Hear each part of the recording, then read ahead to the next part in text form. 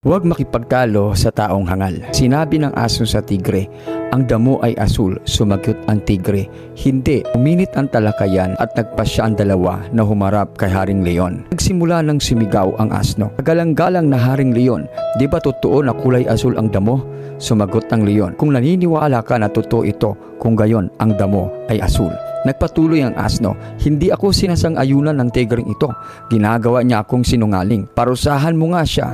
Ang hari ay nagdeklara, ang tigre ay parurusahan ng 5 taong pananahimik. Ang asno ay tumalon ng masaya at nagpatuloy sa kanyang lakad. Tinanggap ng tigre ang kanyang parusa, ngunit bago siya umalis, tinanong niya ang leon, bakit mo ako pinarusahan? Pagkatapos ng lahat, ang damo ay totoong berde. Sumagot ang leon, oo, totoo, ang damo ay berde. Tinanong ng tigre, so bakit mo ako pinarusahan? Sumagot ang leon, wala itong kinalaman sa tanong kung ang damo ay berde o asul. Ang parusa sa iyo ay dahil hindi tama para sa isang